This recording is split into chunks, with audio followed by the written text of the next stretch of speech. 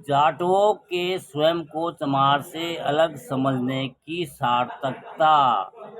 यदि जाटव स्वयं को चमार से मात्र इसलिए अलग करते हैं कि वे अब मरे जानवर नहीं उठाते हैं या खाल नहीं रंगते हैं या जूते नहीं बनाते हैं, तो यह उचित नहीं है और ऐतिहासिक तथ्य को नकारने के समान है। जैसे पूर्व में आज के कुछ लोग जो स्वयं को जाटव कहते हैं के पूर्वज यह सब कार्य करते थे, उसी प्रकार उनके काफी जाति बंधु अभी भी यह कार्य करते हैं। स्वयं को अलग समझना फर्क के परे है, अतः सिर्फ व्यवसाय मात्र में लिप्त न होने के कारण अलग कर लेना ठीक नहीं है। जाटों की यह अलगाव की प्रवृत्ति नैतिक आधार पर उचित नहीं है। यह कदम इतिहास को झुठलाने के अलावा कुछ नहीं है। विचारणीय बात यह है कि क्या ब्राह्मण स्वयं व्यवसाय में लिप्त होने के बावजूद स्वयं को ब्राह्मण नहीं समझता? यह वह स्वयं को बनिया नहीं कहता। ठीक उसी प्रकार जैसे कि कोई वैश्व खोज की नौकरी, जो पहले क्षत्रियों का कर्म होता था, करने के बाद भी स्वयं को वैश्य ही समझता है। आज नहीं तो कल चमार जाति के इन लोगों को, जो स्वयं को जाटव कहलाना पसंद करते हैं और स्वयं को चमार जाति से अलग समझते हैं, इस अलगाव की नीति से सामाजिक मामलों में यथा शादी वगैरह अवश्य दिक्कतें आएंगी। यदि यह स्वयं को अलग समझते हैं तो उस नीति से वह चमार जाति के कई अन्य अच्छे वर या वधू से हाथ धो बैठेंगे, जो जाति प्रमाण पत्र में चमार रूप में अंकित नहीं है। हमें समझना चाहिए कि गैर जाटव सहजातीय चमार उचित वर या वधू प्रत्येक प्रकार से अच्छा होगा, बनिस्बत कम काबिल योग्य जाटव वर या वधू के जाटव वर वधू की तलाश ही करने की इस नीति से चयन का दायरा संकुचित हो जाएगा, जो कि न जाटव चमार के लिए ही उचित होगा और न ही उन चमारों के लिए जो स्वयं को जाटव नहीं कहते। उपजाति या मिथ्या नाम के चक्कर में नुकसान ही नुकसान होगा। स्वयं को चमार की जगह जाटव कहना चमार जाति के भीतर ही हिंदू वर्ण व्यवस्था उत्पन्न करने के प्रयास से अधिक कुछ नहीं है, जिसका अंतोगत्वा नुकसान ही नुकसान है। चमार जाति, जो कि दलित आबादी का 60-70% है, को सशक्त रूप में समाज में पेश करने के लिए आवश्यकता है कि चमार जाति में प्रत्येक स्थिति में एकता बंटने या अलग करने से जाति एकता में कमी आती है और इससे हर जाति को नुकसान होगा। जब हरियाणा के जाट और उत्तर प्रदेश के जाट में सामाजिक स्तर पर कोई भिन्नता नहीं मानी जाती, तो आगरा या पश्चिम उत्तर प्रदेश के चमार जाटव समेत व पंजाब, हरियाणा या दिल्ली आदि के बाकी चमारों में भिन्नता क्यों मानी जाए? इस प्रकार की भिन्नता का मानना हमारी कमजोरियों या अज्ञानता की निशानी ही है और इस मानसिकता के दूरगामी नुकसान होंगे। ऐसे लोगों को, जो स्वयं को जाति प्रमाण पत्र में चमार के स्थान पर सिर्फ जाटव इंकित करवाना चाहते हैं, समझना चाहिए कि कई राज्य सरकारों ने प्रावधान किया हुआ है कि जिसके अनुसार उनके यहाँ हमारे राज्यों के जाति प्रमाण पत्र में आधार पर विशेषकर राज्य सरकार की नौकरियां व अन्य सुविधाओं में आरक्षण का लाभ नहीं मिल सकता। दूसरे राज्यों के अनुसूचित जाति के व्यक्ति को आरक्षण का लाभ लेना हो तो उसे उस राज्य का जहां वह नौकरी करना चाह रहा है, जाति प्रमाण पत्र जारी करवाना होगा। ऐसे अनेक राज्य हैं जहां जाटव नामक जाति अधिसूचित है ही नहीं।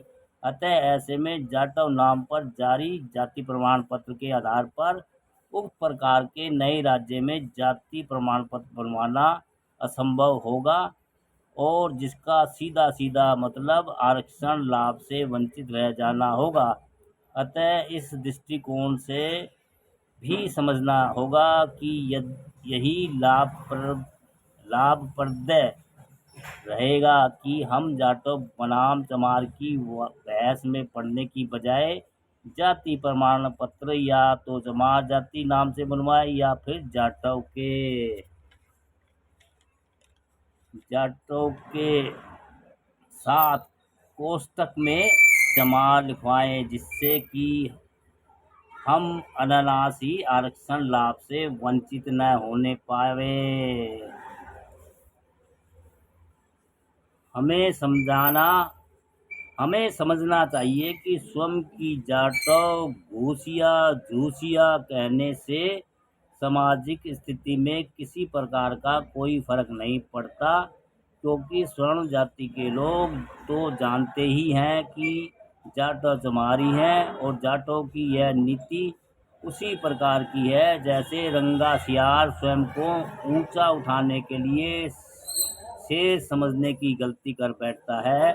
शेर को तो पता है ही होता है कि अमुक शेर जैसे लगने वाले जानवर शेर नहीं कुछ और हैं। जाटव लोगों को स्वयं को चमार जाति से अलग समझने के परिणाम में न केवल जाटव अल्पसंख्यक उपजाति को कमजोर हो जाएंगे, बल्कि बड़ा चमार जाति समूह जिसका वे अंग है वह भी कमजोर हो जाएगा, और परिणाम स्वरूप सामाजिक, आर्थिक एवं राजनीतिक तौर पर भी वे कमजोर हो जाएंगे। हमें समझना होगा कि जाति नाम बदलना या स्वयं को चमार के स्थान पर जाटव या घूसिया कहना नीम हकीम खतरे जान वाला इलाज ही है। यह स्वयं को गुमराह करने के प्रयास के अलावा कुछ नहीं है। बेहतरी इसी में है कि पूरी चमार जाति के लिए ऐसा हल ढूंढा जाए जिससे इतिहास या जातिवाद के दंश से ऊपर उठा जा सके। स्वयं को जाटव कहने वाले लोगों को समझना ही होगा कि स्वयं को हिंदू धर्म में रहते हुए नए नाम से पुकारने से आत्मस्मिता का एहसास नहीं हो सकता, क्योंकि अन्य हिंदू धर्मी तो जानते ही है कि उनकी नए नाम की असली पहचान क्या है। जाटव लोगों को समझना चाहिए कि चमार जाति कोई डूबता जहाज नहीं है कि कुछ लोग नया नाम लेकर जहाज से कूद जाए।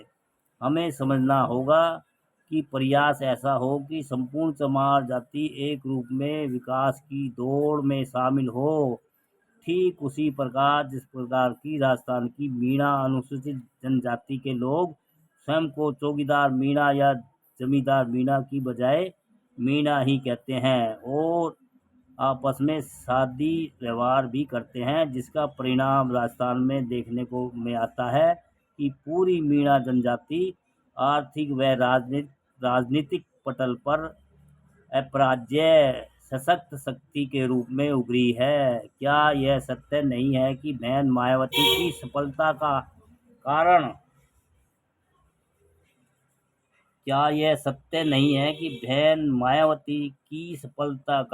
अकेले जाटव वोट नहीं, बल्कि उनकी सफलता के पीछे पूरी चमार जाति, चाहे जाटव हो या अन्य, का अहम समर्थन या सहयोग रहा है। उज्जवल भविष्य के लिए हमें समझना होगा कि सभी को डूबना है और सभी को एक साथ तैरना होगा। लोगों को समझना चाहिए कि राजनीतिक एवं सामाजिक स्तर पर जाति या समूह की सदस्य की संख्या काफी निर्णायक होती है। स्वयं को एक अलग नाम देने से राजनीतिक में नुकसान ही होगा। पारसी या ईसाई समुदाय की कम जनसंख्या और उनका नगण्य राजनीतिक प्रतिनिधित्व इस बात का सटीक उदाहरण है। यह सोचना कि जमात जाति से इतर हो जाटों लोगों को राजनीतिक सत्ता प्राप्त मिल जाएगी, बिल्कुल बचकाना सोच ही है। संक्षेप में आवश्यकता है कि जमात जाति के सभी नाम या उपनाम वाले बुद्धिजीवी लोग, चाहे वो जाटव कहलाते हों या फिर कुरील या अन्य, इस विषय की गंभीरता को समझे और जमात जाति की एकता के लिए कार्य करे, जिससे पूरी जाति सामाजिक, आर्थिक, राजनीतिक सभी मोर्चों पर सशक्त शक्ति के रूप में उभरे। दोस्तों, अच्छी जानकारी है ये भी दोस्तों। जाटवों के स्वयं को जमात से अलग समझने की सार्थकता। हाँ दोस्तों, अगर वीडियो अच्छी लगती है, जानकारी अच्छी लगती है तो लाइक कमेंट शेयर भी करते रहिए दोस्तों।